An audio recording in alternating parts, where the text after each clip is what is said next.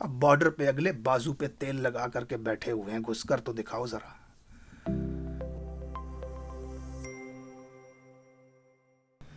السلام علیکم and welcome to Alizai vlogs. معذرت کے ساتھ آج کے ویلاگ کے شروع میں آپ کو ایک گندی سی چیز دکھانے لگا ہوں۔ یہ نواز شریف کا خاص ٹاؤٹ ہے جس نے ٹویٹر پہ ایک تصویر شیئر کرتے ہوئے کہا ہے کہ سلطان سیاست کے بارے میں ایک لفظ کہیے۔ جناب 40 سال سیاست کرنے کے باوجود یہ شخص یہ چاہتا ہے کہ اس کے مخالف کو یا تو جیل میں ڈالا جائے یا قتل کر دیا جائے، میدان خالی کر کے مجھے دیا جائے تب میں میدان میں اتروں گا۔ تو لعنت ہے ایسی 40 سالہ سیاست کے اوپر، لعنت ہے ایسا لیڈر ہونے کے اوپر، اور بے شمار لعنت ہے ایسے شخص کو اپنا رہنما ماننے والوں کے اوپر۔ بہت سارے الفاظ کہہ دیے جی سیاست کے سلطان کے بارے میں۔ اب آتے ہیں اس ویلاگ کی طرف، بڑی امپورٹنٹ اپڈیٹس ہیں آج کی۔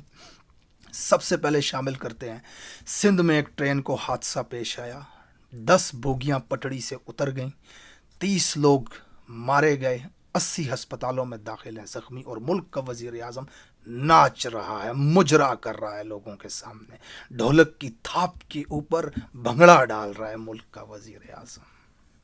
حیرت کی بات ہے وہاں باجوڑ میں 40 جنازے گھروں میں پڑے ہوئے تھے، تو تب بھی اس ملک میں پیش رفت یوں ہو رہی تھی کہ صحافی عمران خان کے نااہل ہونے کی پیشن گوئیاں کر رہے تھے، صحافی گھڑیوں کو چوم رہے تھے، ملک کی معیشت کے اوپر تبصرے ہو رہے تھے، ریاست کو کوئی فرق نہیں پڑتا۔ امپورٹڈ ٹولے کو، قابض ٹولے کو آپ کے مرنے یا جینے سے کوئی فرق نہیں پڑتا۔ یہ آپ سے بدلہ لینے کے لیے آئے ہوئے ہیں اقتدار پہ، انہوں نے قبضہ کیا ہوا ہے، آپ سے بدلہ لے، آپ کو مارنے کے لیے، بم دھماکوں میں، ایکسیڈنٹوں میں، بھوک سے، گرمی سے، تشدد سے، جیلوں میں بند کر کے، شیلنگ کر کر کے، یہ آپ کو مارنے کے لیے آئے ہوئے ہیں۔ ان کو تکلیف ہے کہ ہم سے ہماری چوری کا حساب کیوں مانگ رہے ہو، ہمیں مزید لوٹنے کیوں نہیں دے رہے ہو، ہم سے نفرت کیوں کر رہے ہو۔ خواجہ آصف نے کل مشورہ دیا ٹویٹر کے اوپر بیٹھ کر کے 80% عوام کو کہ اپنے اوپر پیٹرول چھڑک کے خود کو آگ لگا دو۔ یہ آپ کے دشمن ہیں، یہ جان بوجھ کے آپ کے اوپر یہ سب کچھ کر رہے ہیں۔ ٹرین کی حادثے کی وجوہات کیا تھیں، ذرا یہ جاننے کی کوشش کریں۔ یہ ویڈیو دیکھیں ذرا کہ ٹرین کا حادثہ پیش کیسے آیا۔ اب یہ ہے ٹرین کا اصل حادثہ، یہ لکڑی ٹوٹی ہے۔ اب 2 ٹرین کو جوڑنے کے لیے لکڑی لگائی گئی ہے، جوڑنے کے لیے۔ پاکستان زندہ باد، جی اے سندھ ہماری۔ یہ ہے وقوع، یہ نہ ٹوٹتی لکڑی اور یہ ڈبہ کلٹی نہ ہوتا۔ اب یہ دیکھیں، نظر آ رہی ہے آپ کو، یہ لکڑی ہے، یہ لکڑی دیکھیں، یہ جوڑنے کے لیے دونوں کو لکڑی لگائی گئی ہے۔ اللہ اکبر، اللہ اکبر۔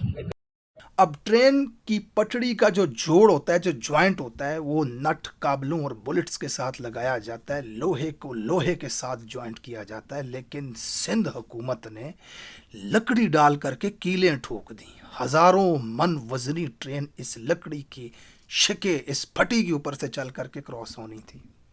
مسئلہ یہ ہو گیا کہ وہ جو لوہے کے پیسے وفاق سے لے کر کے آئے تھے یہ پٹڑی کو جوڑنے کے لیے، وہ پیسے ایک پیپلز پارٹی کے وزیر صاحب نے اس مجرا کرنے والی کے اوپر اڑا دیے۔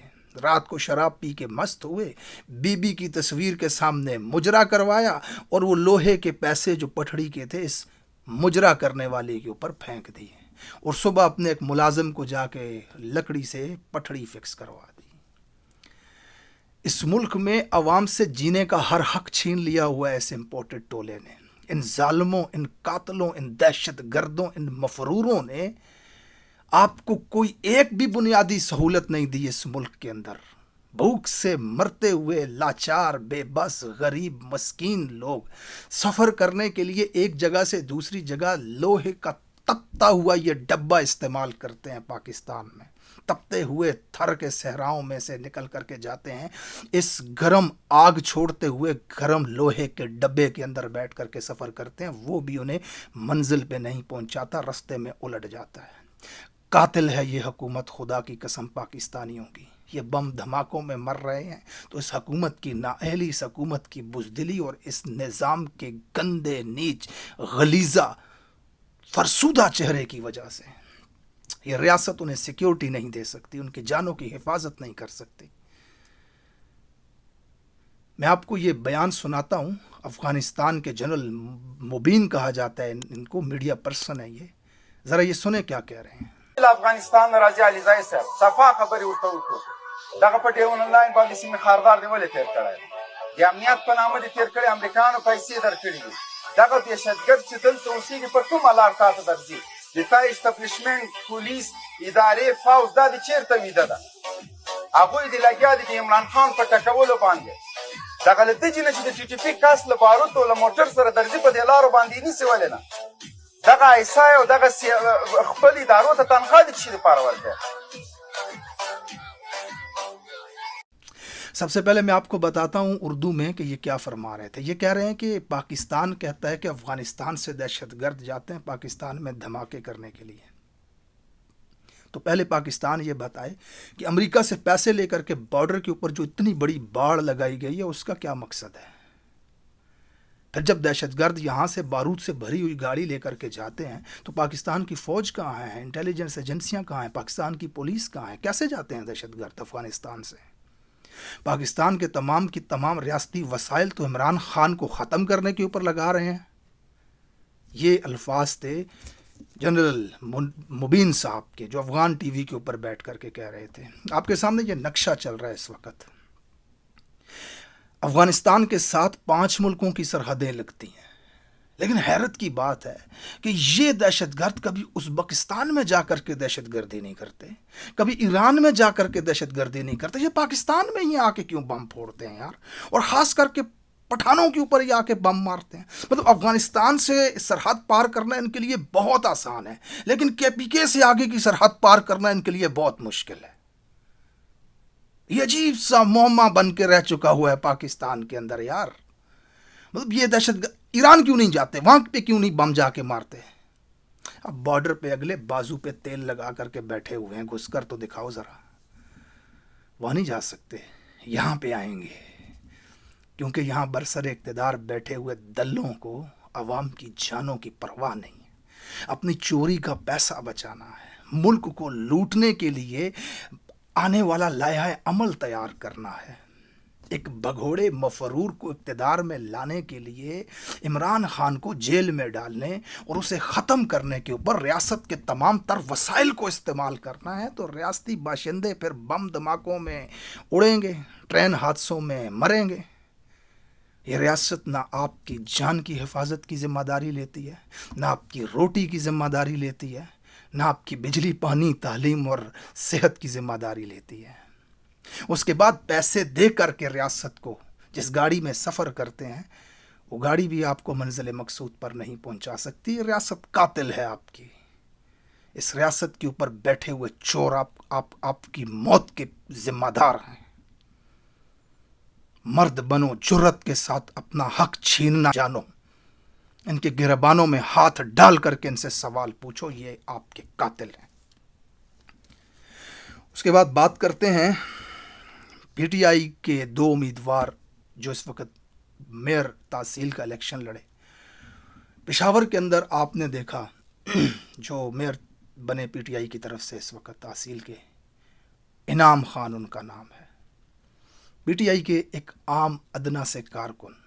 یہ ویڈیو آپ دیکھیں, علی امین گنڈا پور کا چہرہ چومنے والا یہ شخص, عمران خان کے دروازے پہ کھڑا ہونے والا یہ شخص, عمران خان کے جلسوں میں نعرے لگانے والا یہ شخص, اس عام سے انسان کو عمران خان نے جب پی ٹی آئی کا ٹکٹ دیا تو پشاور کے بڑے بڑے سورماؤں کی کلی اکھاڑ کے رکھ دی اس شخص نے.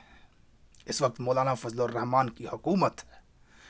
کہ ابھی کے اندر وہ سرکاری جہاز کے اندر سفر کرتے ہیں, ان کے سمدی گورنر بن کر کے بیٹھے ہوئے ہیں وہاں پر. ریاست کے تمام تر وسائل استعمال کرنے کے باوجود اس عام شہری نے بڑے بڑے جاگیرداروں اور سرمایہ داروں کو وہاں پہ الیکشن ہرا کے دکھا دیا.